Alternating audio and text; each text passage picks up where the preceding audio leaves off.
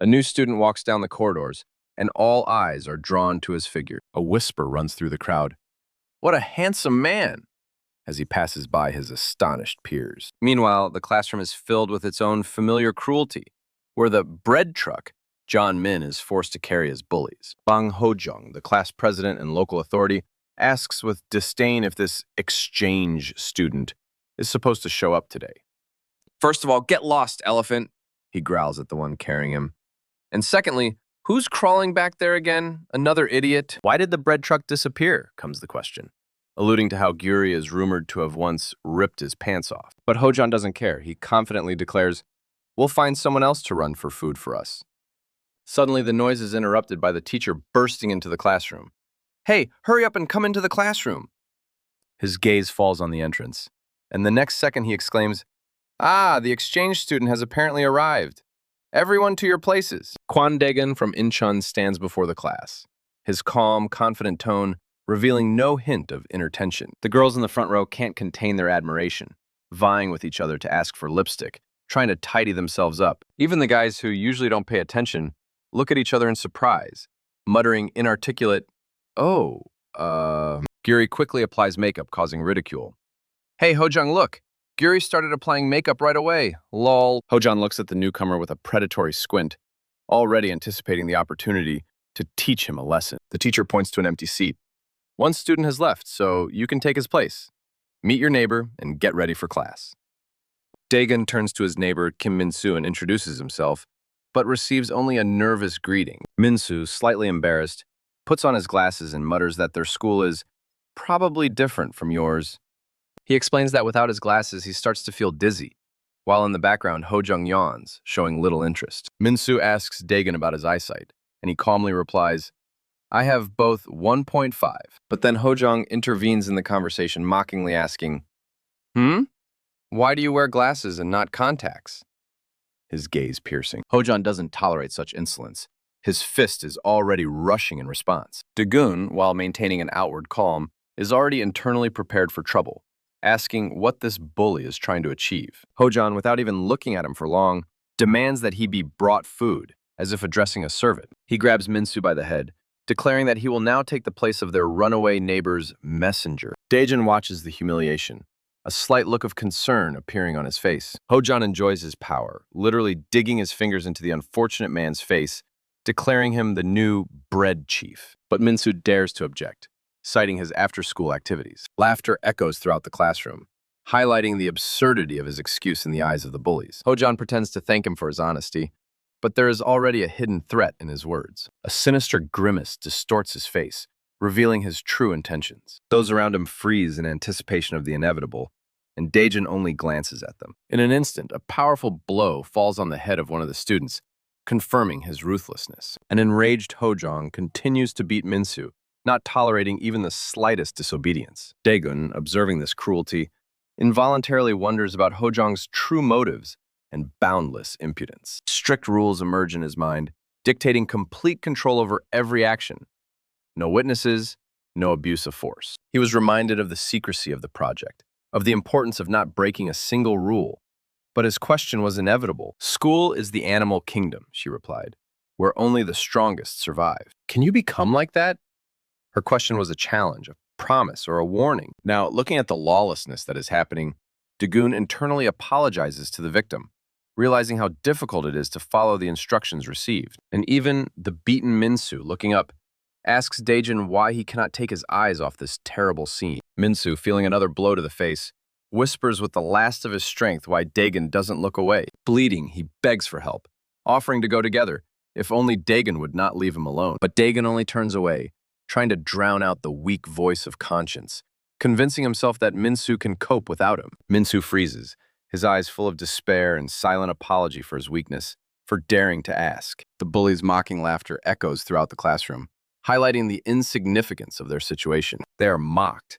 Words are thrown at them that make even the walls feel sick. The brute looks at Daegun with disdain, ordering him to get lost without asking any questions. Daegun slowly rises from his desk, his gaze revealing something more than just submission. His palm extends forward, and his voice contains an unexpected demand that could cause confusion. The bandit is stunned by such impudence, but quickly comes to his senses, mockingly offering to get the wallet. The next moment, the bandit's hand grabs Dagon's hair, trying to put him in his place. Their faces come closer together, and the thug's arrogant tone pierces the air full of threats. He doesn't stop, continuing to press on the sore spots, touching the most intimate. A shadow falls across Dagon's face, but a fire flashes in his eyes, foreshadowing inevitable retribution. A swift blow cuts through the air, followed by the dull sound of impact. The bandit's world collapses.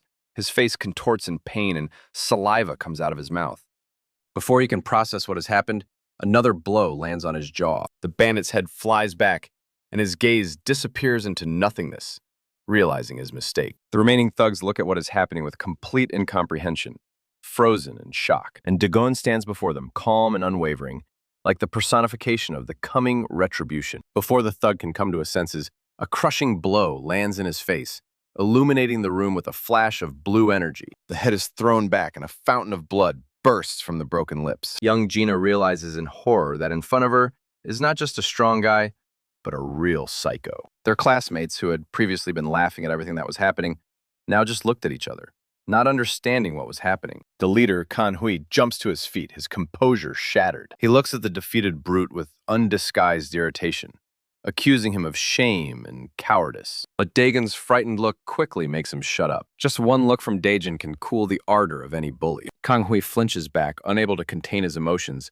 as Dagon takes a determined step forward. Kan Hui's attempt at a spinning attack seems desperate, but it is completely useless. A light block, and the opponent's blow sinks into the air, failing to reach its target. The next punch comes, fast and furious, but predictable too. Dagon responds with his own precise and powerful strike, sending Kang Hui flying. The blow is so strong that it feels like the jaw is about to shatter into pieces. Dajon calmly reminds him that he warned him and prepares to repeat the attack. Kan Hui, writhing in pain, begs for mercy, realizing the seriousness of the situation. But on Dagon's face, there was only indifference to the pathetic babble of his opponent. Suddenly, one of the thugs, in rage and despair, grabs a chair, intending to take revenge. Dajon just straightens his tie, saying that he hasn't had such pleasure in a long time, but it's not the end yet. In a flash of movement, the chair flies to the side, and the attacker is thrown back by a powerful blow from Dagon, who orders him to shut up. The door to Class 1-1 opens a new chapter in this confrontation. The beaten opponent, breathing heavily,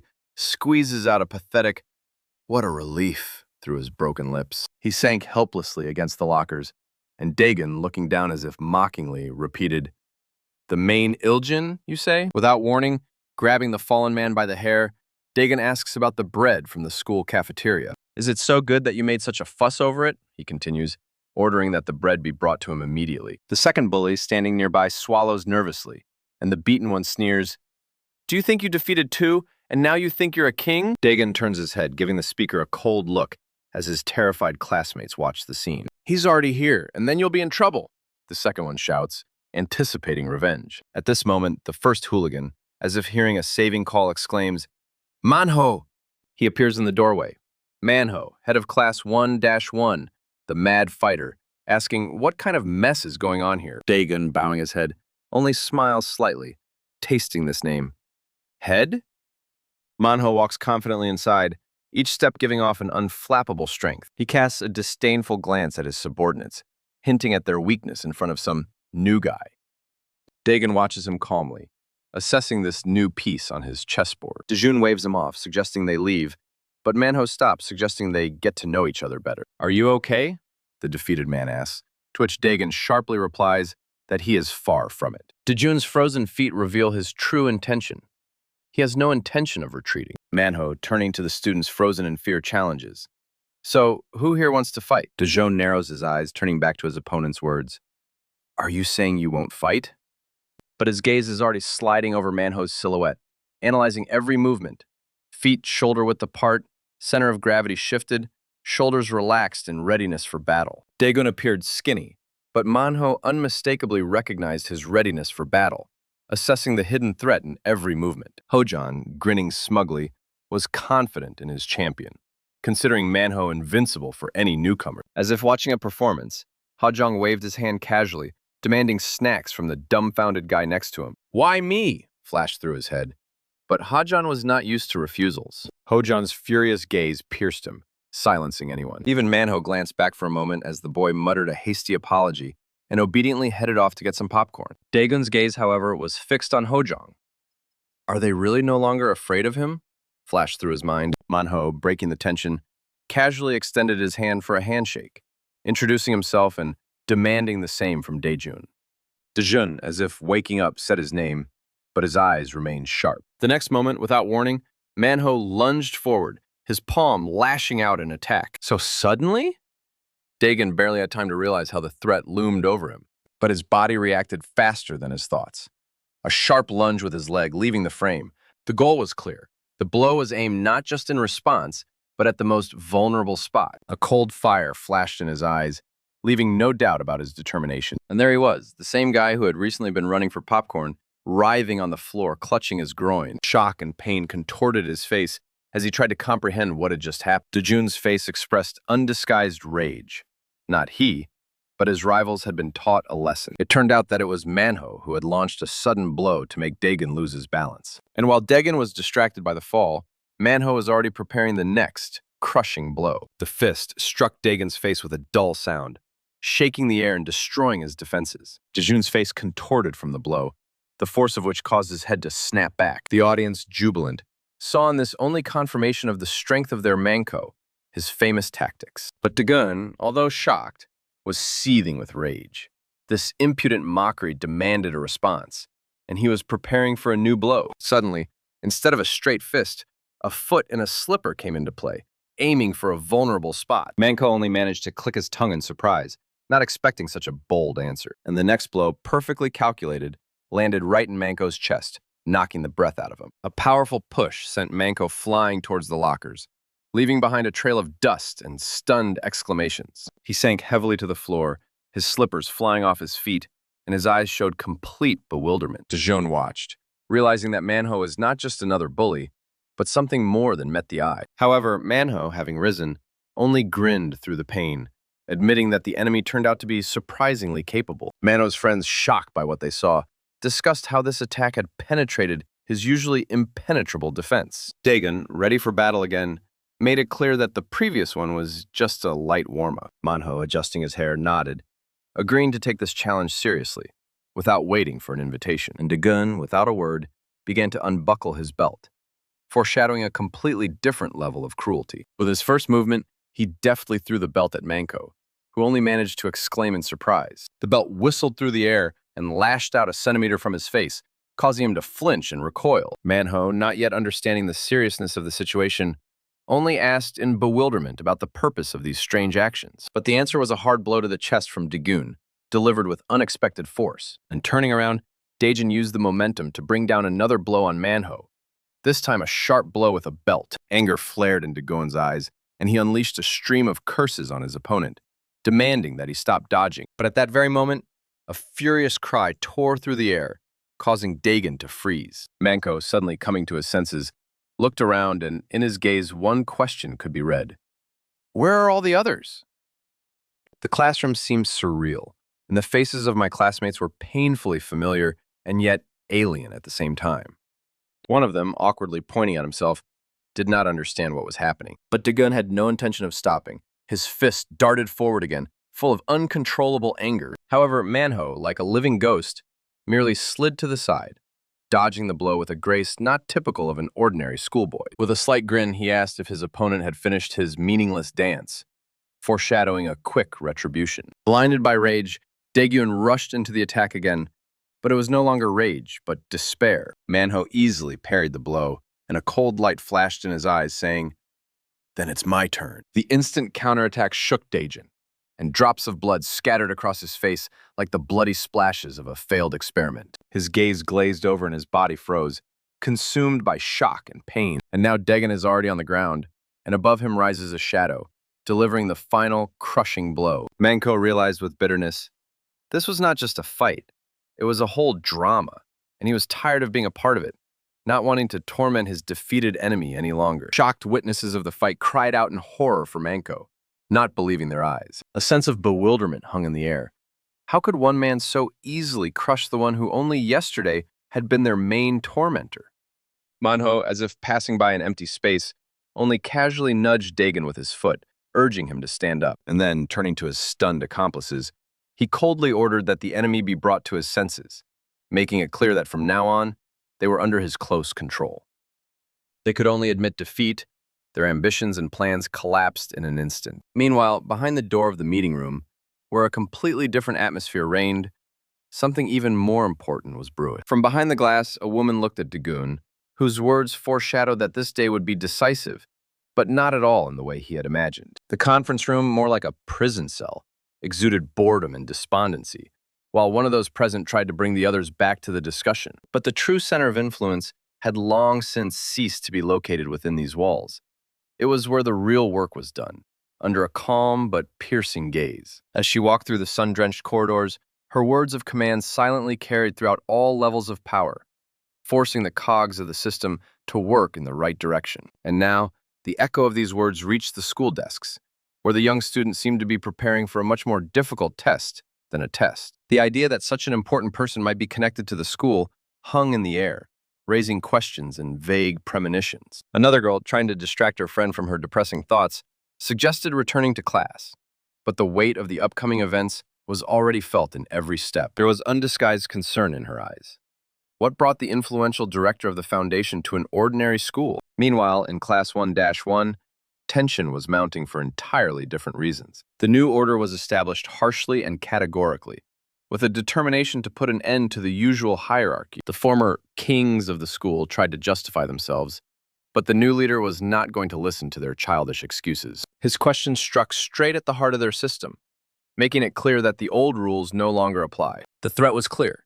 Any attempts to restore the old order would be nipped in the bud. He then turned to the others, offering his protection and establishing new, fair rules of the game. And something frightening flashed in his smile, a promise not just to punish, but to reassemble the system, making it ideal in his own way. The small, hitherto unnoticed students looked at him with a mixture of fear and hope, believing that changes for the better were coming. But while a new order was being established in one class, in the neighboring one, 1-3, a completely different future was maturing, where recent clashes were already being discussed on phone screens, and everyone was eager to express their opinion. The students analyzed every move, every blow, trying to assess the strength of the new player on the school arena. Many underestimated him, attributing his success to luck or memorized techniques, without seeing the depth of his motives. But one of them, with a predatory gleam in his eyes, already understood.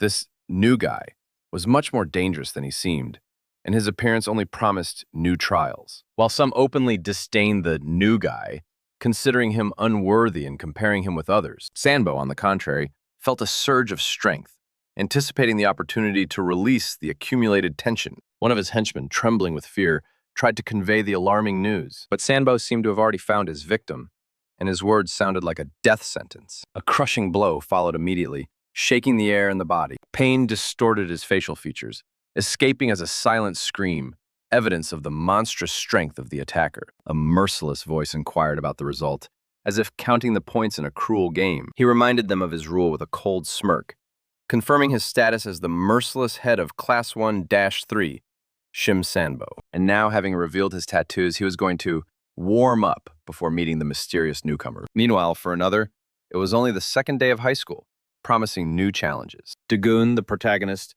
mentally apologized to his past self who neglected his schoolwork. He realized that now this knowledge was the best path to his goal, to the successful completion of the project in which he participated. This was his only chance to clear his past, wash away old mistakes, and start all over again. The ordinariness of the classroom hung in the air, mixing with the coolness of the air conditioner. Finally, the teacher announced the end of classes, reminding us about duty. Dagon turned to his classmate Minsu for help in trying to catch up. But not everyone was interested in the lessons.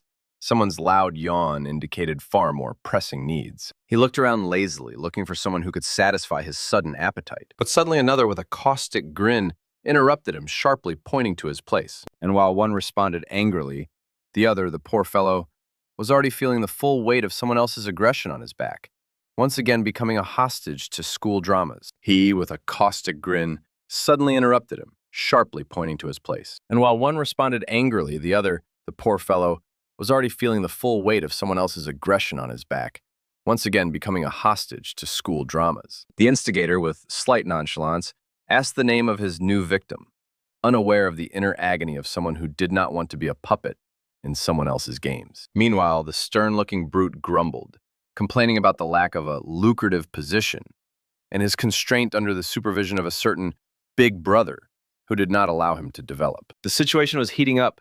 Shadows of vague plans began to hover in the air, while a group of teenagers discussed ways to solve the problem, and one of them, with vague thoughtfulness, listened to the talk about the possible elimination of the undesirable. But in the midst of this turmoil, she appeared, cold, arrogant, looking with contempt at the pitiful spectacle, as if assessing the insignificance of what was happening. And then, as if by magic, her face changes, oozing false tenderness as she turns to the new object of her attention, showering him with flattering praise, full of hidden calculation. This sudden surge of kindness and the offer of privacy conceals something sinister, hidden behind a deceptive but so attractive smile. But the other three, already familiar with her tricks, see through the mask perfectly, discussing her favorite manipulations and warning each other against her lessons in fighting, which in fact turn out to be something else. Our hero, taken aback by these strange conversations, tries to grasp the details, not understanding what kind of jujitsu and gym they mean. She, without missing a moment, continues her game, luring another victim with promises of intimacy and the opportunity to teach something else. Her laughter sounds like a bell over an abyss. The hero feels a sense of awkwardness and anxiety as he tries to unravel the true motives and hidden meaning of these strange, persistent proposals. The girl's sudden gaze, full of hidden meaning, pierces him, making him doubt her ostentatious innocence and purity. And for a moment, her mask falls, revealing a cold, calculating face, hiding deep, perhaps dark thoughts that do not bode well. The irritation finally breaks out, and our hero, unable to stand this game, demands directness from her, insisting on an honest, open conversation. But she only casually brushes off his words. Her calmness only increases anxiety, and her carelessness only emphasizes her superiority. Then, turning to the group of youths, she calls them to order with a caustic reproach and warns them against any thoughts of revenge, throwing words full of haughty contempt in their direction. The red-haired boy seemed to consider his words before turning to his comrade, reminding him of his recent humiliation and hinting at the precariousness of his current situation. New forces emerged from the shadows, their eyes glowing with a cold light, their words filled with hidden menace, foreshadowing a struggle for power that can only be regained by not interfering. The red-haired man presses his lips together and makes a decision, his gaze becoming hard and unyielding, ready for the challenges ahead. Manho realizes that any change of power in this vicious circle will only result in new troubles for him and his allies. Hojan, all on edge, can't bear the thought of his old enemies gaining an advantage. But a new figure is already looming on the threshold, its appearance quiet, but foreshadowing an inevitable collision. Manho's gaze, intense and sharp, picks up the subtlest changes in the atmosphere, preparing to repel a possible threat. It was Kim Min-jun, the head of the neighboring class, who greeted Manho with a mocking smile, reminding him of his recent defeat. The return of his enemy only causes indignation. Hojan can hardly contain his anger, seeing the open provocation. Kim Min-jun continues his caustic monologue, not missing an opportunity to humiliate Manho in front of everyone, enjoying his imaginary victory. Hojan was about to lose his temper, but Manho's cold, calm voice called him to restrain himself, stopping his impulsive impulse. Manho stands up, his every movement radiating confidence, and suggests that Min-jun not beat around the bush, but rather state his intentions directly. With a defiant glint in his eyes, Manho promises to gladly repeat the lesson for Min-jun, his words sounding like a promise of inevitable retribution. The smile disappears from Min-jun's face and he snaps back in irritation, reminding him of Manho's recent wounds, trying to hurt him. In response, Manho issues a chilling warning, leaving no doubt of his seriousness, while another voice, seemingly detached, notes the noise. The two figures stood frozen in a tense stare-off, the air charged with unspoken threats, each ready for the next move. Suddenly, a modest student wearing glasses intervenes in the conversation, his voice full of genuine irritation at the commotion surrounding it. Manho and Hojan are taken aback by such spontaneity, but the student, immersed in his thoughts, only firmly insists on the need for classes. Min-jun looks at the nerd with disdain, instantly recognizing him as the same new kid who dared to challenge Manho. With a sarcastic grin, Min-jun throws an ominous phrase full of hidden meaning and threat at the newcomer. Hojan clenches his fists in rage, realizing the true meaning of Min-jun's words, while Manho becomes lost in his own anxious thoughts. The footsteps of Min-jun and his companion echo throughout the classroom as they haughtily walk past the nerd, not paying any attention to him. However, stopping, Minjun points to the student, asking if this is really the same person whose actions he saw in the video. The companion, looking with disdain at the modest figure, dismisses Minjun's doubts, declaring that in front of them is just an ordinary nerd, and one with the appearance of a stray dog. But then, turning his gaze to the student, the companion himself, with arrogant malice, demands that he repeat what was said, believing that he dared to mumble something. The nerd, without raising his head, just silently continues on his way, leaving the bully perplexed. Flaring with anger at being ignored, the companion shouts out a demand to raise his head, mocking his deafness from fear. Turning to Minjun, the bully smugly declares that the loser swallowed his tongue in horror. However, the nerd, not paying the slightest attention to them, continues to diligently write something down in his notebook. Unable to bear such disdain, the companion grabs his hand, trying to stop him and make him listen. But suddenly, the bully himself screams from piercing pain, his fingers bending unnaturally. A loud scream echoes throughout the classroom, drawing everyone's attention to his pained expression. The nerd calmly explains that he needs to finish rewriting before the end of the break. He tightens his grip, icily telling the bully to come back later if he doesn't want to lose his fingers. The companion, writhing in pain and fear, hastily agrees, even promising to root for him in his academic endeavors. The nerd coldly sends him away before he changes his mind. Minjun looks at what is happening in bewilderment, and his companion, bending over in pain, tries to cover his mouth. The companion tries to force out that it was just a joke, trying to save face. But Minjun, enraged by such a humiliating picture, no longer listens.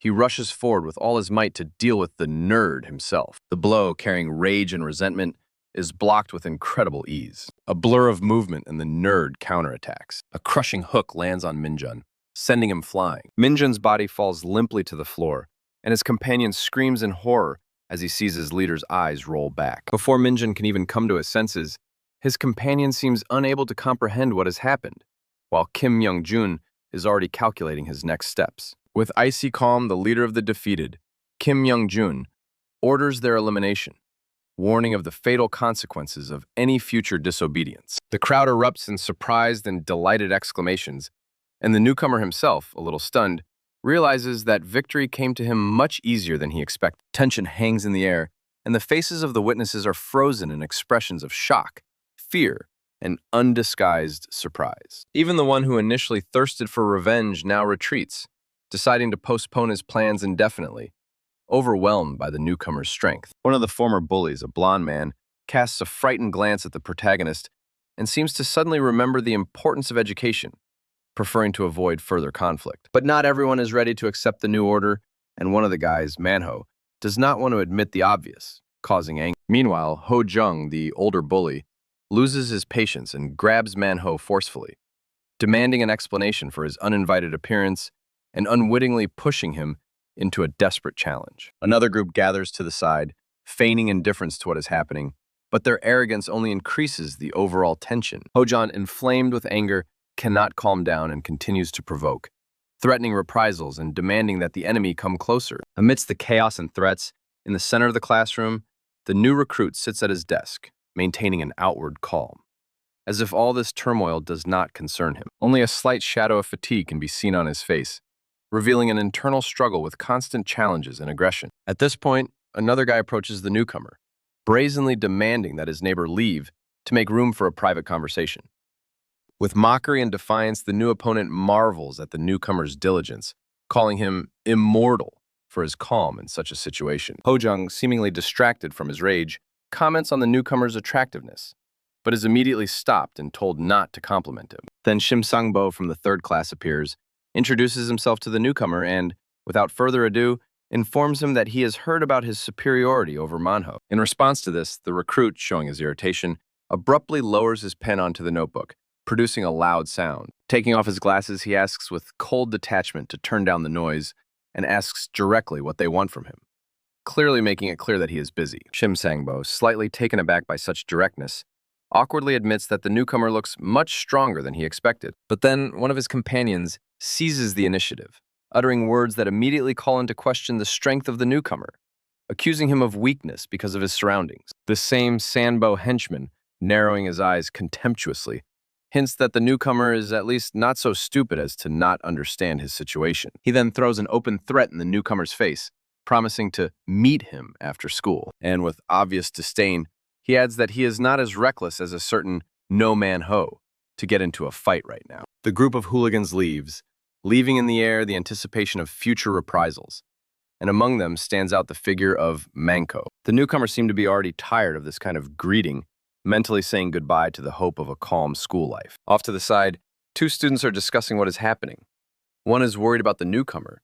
The other is surprised by such concern. The girl, openly expressing her antipathy towards Shim Sang-bo, states that she likes the newcomer much more. But Manho, hearing her words, suddenly stops and, with a determined expression on his face, promises that he will not allow anything to happen. His classmate calls out to Manho, trying to figure out where he is heading with such a gloomy look. The girl, understanding his goal, tries to stop Manho, offering her help, but her concerns are in vain. Manho only cuts off a short no, his gaze directed straight at the newcomer. He approaches the newcomer, acknowledging the hateful truth of Shim Sang-bo's words, but still repeating that this place does not belong to the newcomer. Manho reveals that Shim Sang-bo is not just a hooligan, but a serious fighter, a martial artist, which gives his words weight. And then, to everyone's surprise, Manho declares that he wants to help the newcomer, revealing an unexpected side of his personality. This statement shocks everyone who hears it, including Sanbo and his henchmen, who are stunned by this turn of events. The girl, who had been so brave before,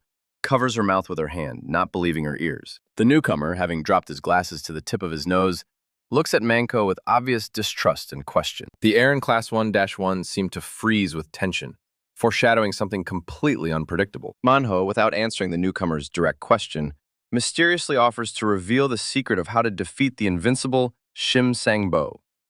The newcomer, with a degree of fatigue and skepticism, decisively rejects this unexpected offer. The newcomer is adamant in rejecting Manho's offer, while he only smiles mysteriously, as if he knows something more about the invincible Shim Sang-bo. Having thrown off unnecessary formality, Manho reveals a body covered in intricate patterns under the watchful eyes of his accomplices. A smile plays across his lips as he declares that today's fighters are nothing more than a collection of human punching bags. But what is this?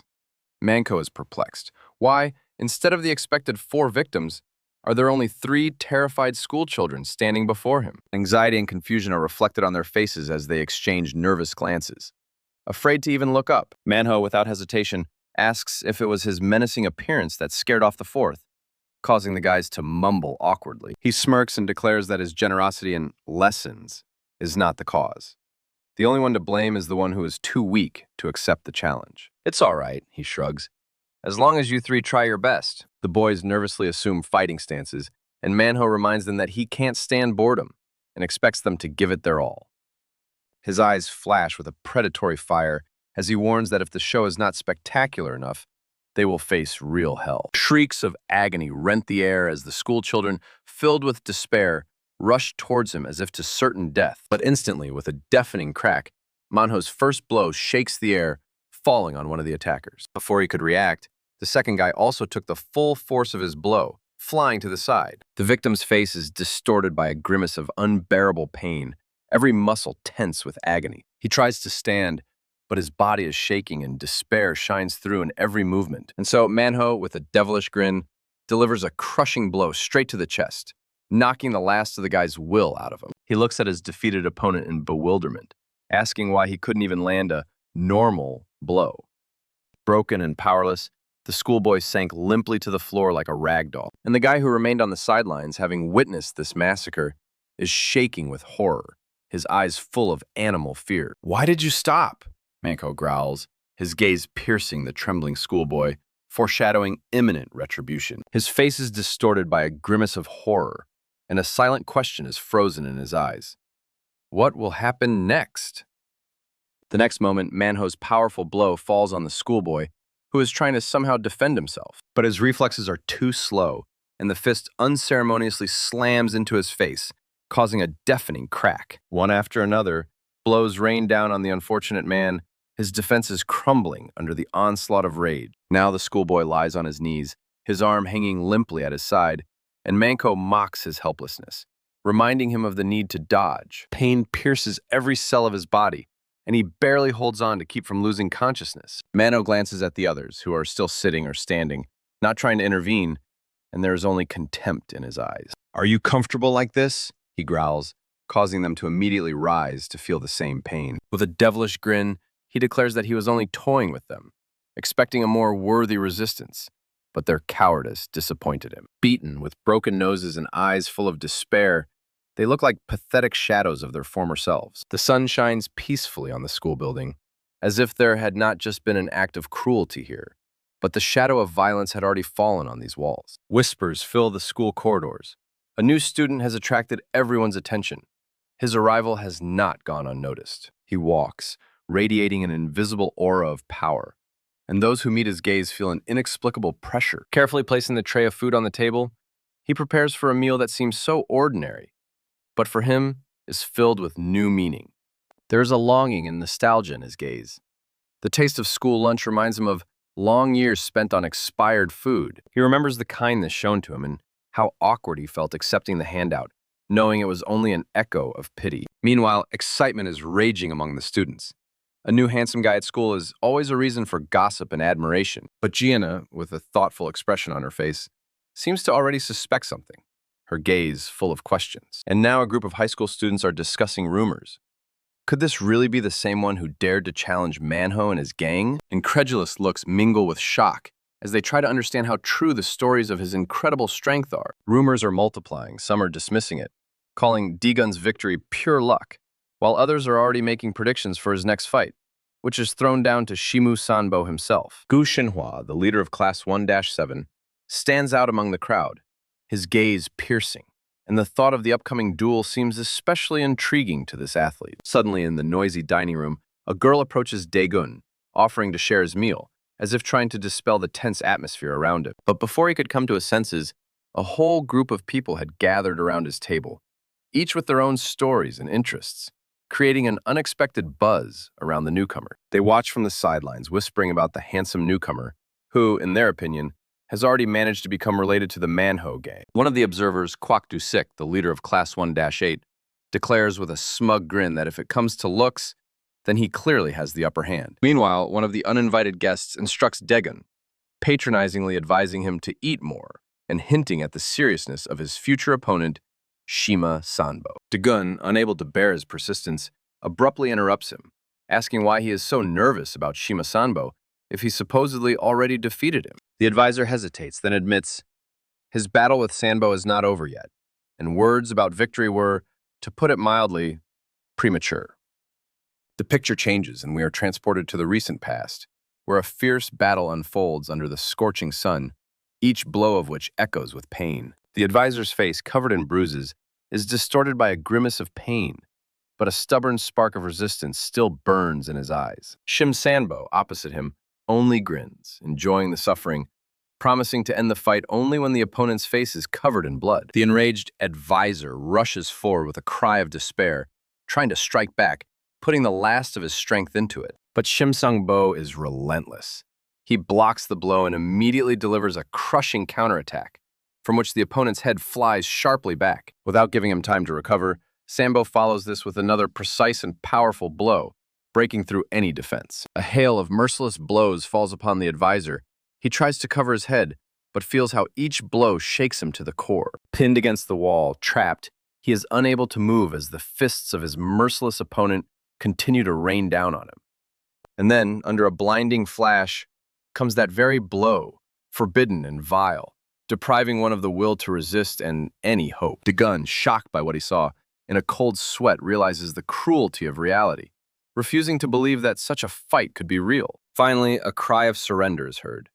The advisor is defeated, and Shim Sang-bo, with the look of a winner, rises above him, completing his brutal reprisal. But he will never receive true recognition of this victory, marred by foul play, and this bitter truth echoes in his soul. Sanbo himself, lost in his thoughts, seems to be only trying to drown out the unpleasant taste of this fame in the usual dining ritual. Meanwhile, the defeated man's comrades are abuzz with the word, a skilled outboxer, capable of dodging even the most deadly blows. But his vulnerability lies in his reluctance to be drawn into bloody games again, which makes him an easy target for manipulation. And the conspiracy is growing stronger. Sanbo's enemies have devised a cunning plan to deal with two problems at once. In the everyday bustle of the dining room, where most people are already busy eating, Sanbo's absence from the common table does not go unnoticed. Dagun, having caught the general background of the conversations, feels the atmosphere around him thicken. The loud talk about Sanbo's superiority, about his invincibility, sounds like a mockery, foreshadowing something ominous. Suddenly, amidst the din of general chatter, something falls from one of the trays, disrupting the rhythm of the meal. The slightest awkwardness turns into a cynical statement about an accident, but in the eyes of the culprit, there sparkles undisguised malice. Dagon's cold gaze glides over him, penetrating the mask of feigned innocence. An indignant female voice breaks through the growing tension, accusing the instigators of childish, inappropriate behavior. A deliberately casual apology only highlights the arrogance and contempt for those he is trying to humiliate. Laughter, full of malice and triumph, echoes through the dining room as the provocateurs leave, confident of their impunity. But a sudden, firm grip on the wrist stops one of them, cutting off their mockery. Not dried squid, as it seemed, but bellflower roots. A clarification that carries much more than just a statement of fact. The silence that had fallen explodes with whispers and puzzled glances directed at the epicenter of the brewing conflict. The girls note with alarm that suspicious figures, resembling seasoned bullies, have grouped around Dagon. The atmosphere is tense. The anticipation of a fight is in the air, and someone issues a challenge, ready to test his strength. And then Dagon, with a face full of icy determination, asks a question that sounds like a sentence. Where is the dried squid? His opponent, taken aback by the audacity, tries to stop Dagon, muttering something about the absurdity of what is happening. But Dagon's question echoes in the tense silence, leaving no room for retreat or justification. The enemy's face distorts with bewilderment and slight fear. He understands that the situation is rapidly getting out of control, and Dagon, without taking his cold gaze away, calmly reminds that the decision to forgive is not the prerogative of the one who was offended. A heavy pause hangs in the air, which Dagon breaks only with a slight movement, creating the illusion of indifference to what is happening. Then he takes out his phone, and his calm but authoritative command sounds like a final warning. Stay where you are. At this critical moment, his gaze falls on a message from his curator, reminding him of his true purpose. This short notice abruptly brings him back from the moment of struggle to the harsh reality of his difficult situation. Memories of his meeting with the leader flash through his mind, her promises of a secure future and complete comfort if he follows the rules. She warned about the limits of violence, about the strict conditions of confidentiality of the project, which is his only chance for a better life. Any careless action, any ill-considered step could cost him everything. The cancellation of his contract and all his privileges, and he could not allow a return to his previous life full of need and hopelessness under any circumstances. His thoughts are racing. He must focus on the task, even though the risk of exposure seems negligible. The victim's companion, seeing that his grip has weakened, urges him on, wanting a quick resolution to the conflict that did not lead to a fight. Dagon watches them go, mentally brushing off these cretins and their petty dramas. But the problem, as he understands, is not in them, but in the atmosphere itself, in the people who will always try to provoke him. His intense, appraising gaze does not go unnoticed, and someone sheepishly asks the reason for such attention. He reminds himself not to give in to impulses because at stake is a future he could only dream of. Perhaps he was too conspicuous for the first day, and now it was time to lay low for a while to avoid unnecessary attention. But their attempt to leave in disgrace does not go unnoticed, and someone is already disappointed to conclude that, despite all his audacity, Dagon has no intention of putting on a show performance. But Dagon is impatient. He does not intend to listen to instructions that seem useless to him. His behavior seems mysterious, as if something in his mind has suddenly changed after the recent message. Dagon leaves, realizing that the first day has been too bright, and now he will have to report to some invisible superior. But suddenly another student appears on his path, hinting at propriety with a sly smile, which only fuels the fire inside Dagon. The interlocutor's attempt to evade the brewing conflict only confirms his cowardice. However, Dagon doesn't give him this chance, grabs him by the collar, and the threat hangs in the air like a red-hot sword. Choking with fear, the prisoner frantically recalls some rules, trying to protect himself from the inevitable. But these words only evoke cold contempt in Dagon's eyes. He does not recognize other people's statutes. A voice comes from the side, explaining that this is not just a rule, but an ancient tradition, and anyone who breaks it will become a target for the entire school. The victim, trembling with fear, refuses to go anywhere, but Dagon, with icy calm, offers to resolve the issue right there. And then, in the blink of an eye, the silence is pierced by a sharp, crushing blow. Dagon's fist finds its target, and the enemy's face distorts with pain and despair. The destroyed enemy lies at his feet, and Daegun, enjoying his newfound freedom, realizes that this place is ideal for his games. The winner demands that the defeated one call his boss, causing only bewilderment. Daegun clarifies that defeating the boss will allow him to beat anyone at any time, and demands to call this boss. But the vanquished one hesitates, hinting that the main one may not be free right now. Daegun asks suspiciously about the pairs, deciphering the strange slang. And then it turns out that such conversations usually take place in the office, which doesn't seem to surprise Daegun. As if anticipating a new fight, Daegun casually straightens his jacket, his gaze full of determination. And now his path lies to Office 1-3, where a new target awaits. Daegun, approaching, freezes at the door.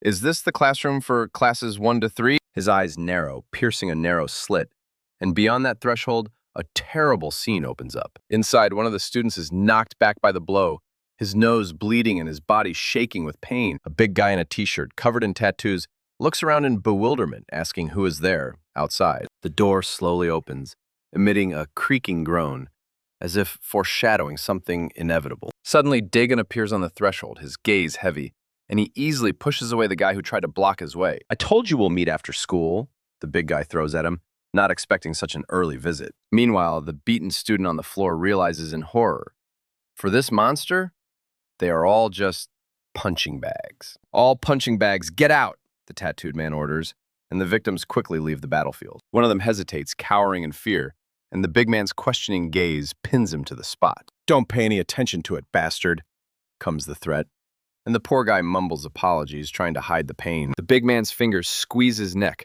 forcing him to acknowledge his own insignificance, and the blood continues to flow. "Really? That's because you guys are such weaklings," the tormentor smirks, relishing his power. Daegun, standing to the side, only watches, his gaze growing colder and colder, and a fire blazing in the depths of his pupils. The rest of the students froze, realizing that their silence was just a continuation of this vicious circle. In an instant, their fear and his determination merge into one, foreshadowing a storm. Without warning, Daegun's blow shakes the air, landing on one of the attackers. The shocked boy clutches his face, while Daegun grabs him by the hair, showing his contempt. Even the teacher, watching from afar, seems unable to believe his eyes, his face distorted with horror. And another blow, crushing, merciless, falls on the victim's head, forcing the world around to fall silent. The brutal attack seems never-ending, each blow an absolute statement of dominance. But the rage on the guy's face does not subside.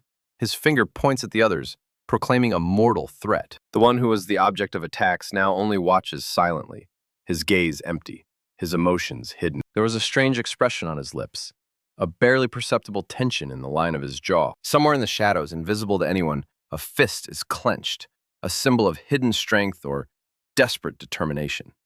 And here it is, a tightly clenched fist, in which something more than just resentment is accumulating. His battered face, with its broken nose and swollen eyes, bore an expression of bewilderment and fear. But now a new threat is emerging before him. A whole group of bullies, led by a tattooed leader. And this beaten guy, instead of breaking down, raises his head and challenges him to find a stronger opponent. The tattooed brute only grins, his face distorted with contempt and surprise at such insolence. Continuing his monologue, he coldly points out weakness, emphasizing the insignificance of his offenders. The thug's rage reaches its limit. The guy's words, like hot coals, burn his pride. But the guy just looks at him calmly, cold-bloodedly declaring that the big guy is only good for warm-ups. Anger overwhelms the brute. He rushes forward with a cry, his fist preparing to strike. However, even after being beaten, the guy shows incredible reflexes, blocking a powerful blow. His hand deftly intercepts the attacker's wrist, holding him in a death grip. And a moment later, in response to the aggression, he himself delivers a swift, precise blow. A swing full of hidden power promises crushing retribution. The fist slams into the target, shaking the brute's body like an earthquake. And now another big guy falls to the floor, broken and discouraged, blood pouring down his face. The stunned looks of the surrounding guys are full of disbelief when one of them clearly hears a frightening crunch. Our hero, unwavering, rises above the fallen giant, who only now understands how deeply mistaken he was in thinking himself an indestructible machine. A shadow of deep thought flickers in the young man's eyes, for this victory only poses a new, far more important question about his future destiny. But before the answer is found, a new threat emerges from the darkness. The stern face of a warrior whose tattoos whisper of ruthless strength and determination.